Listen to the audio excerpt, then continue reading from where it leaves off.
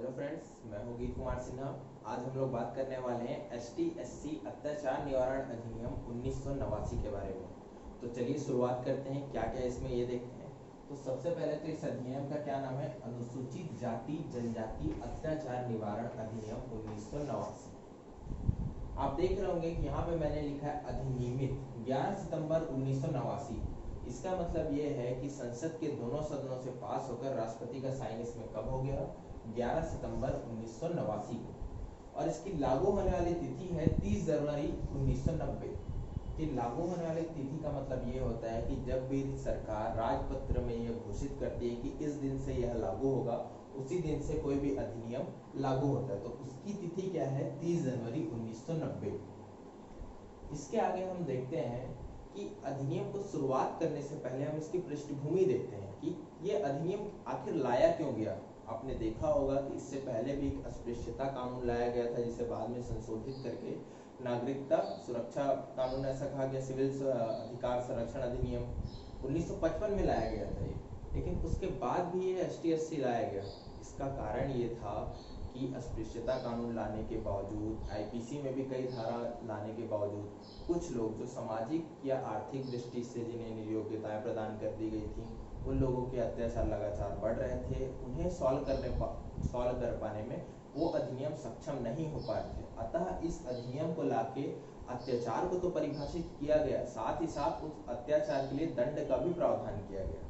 तो आपको समझ में आ रहा होगा कि आप कई बार न्यूज में भी देखते हैं, कुछ ऐसे अपराध होते हैं जो किसी विशेष वर्ग को उसकी उस स्थिति के अनुसार ही उन पर अत्याचार किए जाते हैं, उनके लिए ये एक्ट काम करता है। आपको एक नोट में यह भी बात बता दूं कि ये जो ST/SC अत्याचार निवारण अधिनियम, तो इससे किस पर लगेगा, इससे मैं कुछ समझाने की कोशिश करता हूँ। कि मान लो एक A है और ये B है।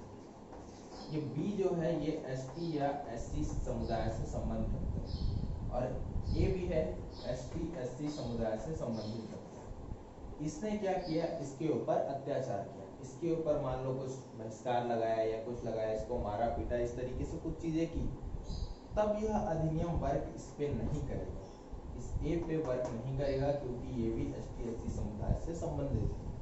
अब देखिए C, जो ST/SC समुदाय से अन्य है, कोई अन्य धर्म का हो, अन्य है, OBC हो, जनरल हो, जनरली जो आप जिस भाषा में समझते हैं उसको समझा रहा हूँ, इसने इसके ऊपर अत्याचार किया है, तब इस पर लगेगा यह एक्ट। ठीक है, तब इस पर यह एक्ट लगेगा। ये तो हो गया नोट कि किस पर यह एक्ट लगेगा। अब देखते हैं कुछ बातें कि इस अधिनियम की प्रकृति कैसे होगी। तो आप यहाँ पर देख रहे होंगे कुछ वर्ड की मैंने लिखा हुआ है यहाँ पर, गैर जमानती, संज्ञेय या अशमनीय। तो इन तीनों का मतलब मैं समझाता हूँ। उससे पहले ये भी बात बता दूं कि आपसे एक क्वेश्चन पूछ सकता है कि ST/SC अधिनियम के तहत इसमें किए गए अपराध की प्रकृति कैसी है। तो आप इन तीन बातों को लिखेंगे कि पहला क्या, गैर जमानती। इस अधिनियम के तहत किए गए अपराध गैर जमानती। अगर आपके तहत अपराध पंजीबद्ध हो गया तो आपको जमानत नहीं मिलेगी। आपने सुना होगा कि केसेस चलते रहते हैं और हायर कोर्ट से आपको क्या मिल जाता है, वहां जाके बेल ऑर्डर ले आते हैं, तब तक आप बाहर रह सकते हैं। लेकिन इस अधिनियम के तहत आपको यह सुविधाएं प्राप्त नहीं होंगी। दूसरा है संज्ञेय। संज्ञेय और असंज्ञेय दो प्रकृति होती है। अगर कोई अपराध इस श्रेणी में आता है या कोई जघन्य अपराध है, उसके लिए होता है संज्ञेय मामले कहा जाता है। इसका मतलब है कि आपको बिना वारंट के तहत पुलिस आपको गिरफ्तार कर सकती है और असंज्ञेय में वारंट की जरूरत पड़ती है। तो ये वाला जो अधिनियम है वो क्या है, संज्ञेय। तीसरा है अशमनीय। इसमें भी दो प्रकार के होते हैं, शमनीय और अशमनीय। ये अधिनियम है अशमनीय। इसका मतलब है कि इस अपराध के तहत कोई भी समझौता के तहत फैसला नहीं हो सकता। कि जिसके ऊपर केस दायर है या जिसने केस दायर किया, दो पक्ष होते हैं, एक तो अभियुक्त होता है और एक तो उस पर दायर करने वाला होता है। इन दोनों के मध्य समझौता नहीं हो सकता, समझौता के तहत फैसले नहीं हो सकता। तो ये तीन प्रकृति आपको याद रखनी है। कौन कौन सी, गैर जमानती, संज्ञेय और अशमनीय। इस अधिनियम के तहत किए गए अपराध गैर जमानती, संज्ञेय और अशमनीय।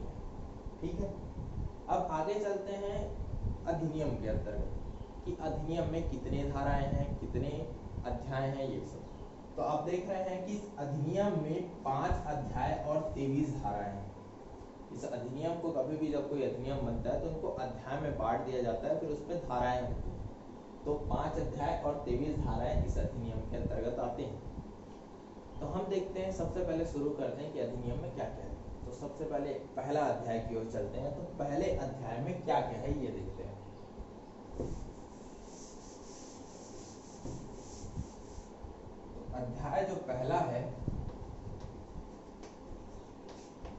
इसके अंतर्गत 2 अध्याय, 2 धाराएं, धारा पहला और धारा दूसरा। तो पहले बात करते हैं हम धारा 1 के बारे में। इसमें क्या दिया गया है? संक्षिप्त नाम। संक्षिप्त नाम कौन सा वाला?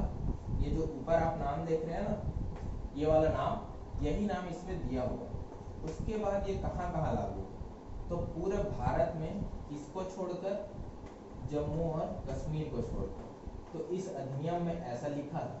हालांकि अब जम्मू कश्मीर पुनर्गठन अधिनियम पास होने के बाद ये यहाँ भी लागू होगा।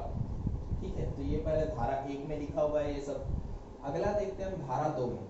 धारा 2 में क्या है? परिभाषाएं दी हुई है। परिभाषाएं, अक्सर आप अगर किसी अधिनियम को पढ़ते हैं तो आपने पाया होगा कि धारा 2 में परिभाषाएं दी होती है। तो परिभाषाएं किन किन शब्दों की दी हुई है, तो उसे ही हम डील करते हैं धारा 2 के अंतर्गत परिभाषाओं को। तो परिभाषाएं किन किन वर्ड की दी हुई है? तो इसमें बताया गया है कि संहिता क्या होगा इस अधिनियम के तहत, लोक सेवक कौन होंगे,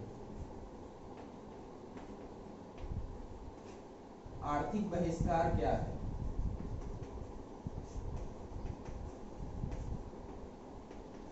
सामाजिक बहिष्कार क्या है। ठीक है, उसके बाद और क्या बताया गया है इसमें कि पीड़ित कौन होगा,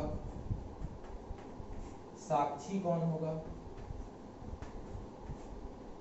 ठीक है, इसके अलावा भी कुछ और पॉइंट्स हैं कि और उनको परिभाषित किया गया है इसमें। हाँ, एक और है विशेष न्यायालय।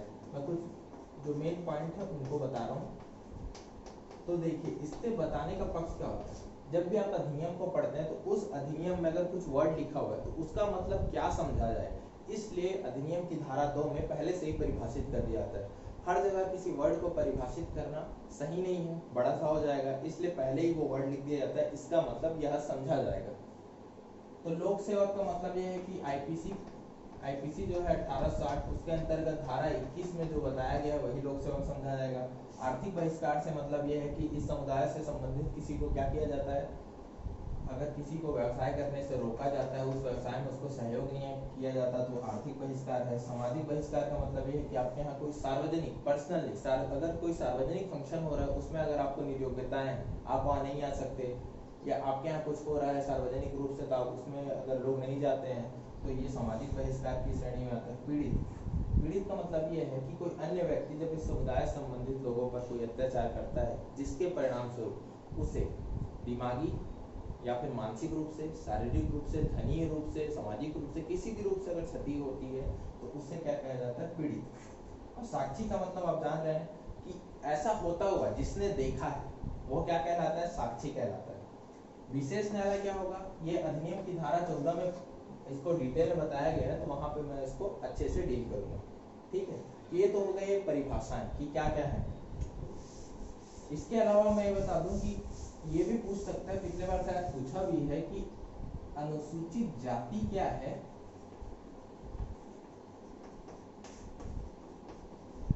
और अनुसूचित जनजाति क्या है।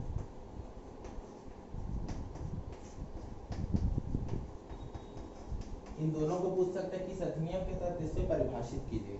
तो आपको मैं ये बता दूं कि अनुसूचित जो जाति है, इसे क्या करते हैं, जो संविधान है उसकी धारा 341 के तहत, ये जो आर्टिकल है 341 के तहत राष्ट्रपति को अधिकार होता है कि जो समुदाय पिछड़ी हुई सामाजिक, आर्थिक, शैक्षणिक या राजनीतिक दृष्टि से, उन्हें क्या करता है, वो क्या करता है, सूचीबद्ध या अनुसूचित करता है। किसमें? अनुच्छेद 366, ये दिख रहा है 366 में क्या होती है? सूची होती है। वहां क्या करता है ये, इसके सब क्लॉज होते हैं, 24 में आता है। इसमें सूचीबद्ध करता है वही क्या कहलाती है, अनुसूचित जाति। और अनुसूचित जनजाति क्या होता है, इसे भी राष्ट्रपति क्या करता है 342 के तहत 366(25) में सूचीबद्ध करेगा तो वो क्या कहलाएंगे, अनुसूचित जनजाति। तो ये आपको कुछ बातें क्लियर करनी थी। कल से हम अधिनियम में प्रवेश करेंगे जो कि होगा धारा 3 से स्टार्ट करेंगे। अपराधों के लिए दंड से हम शुरुआत करेंगे। अभी तक के लिए इतना ही। Thank you.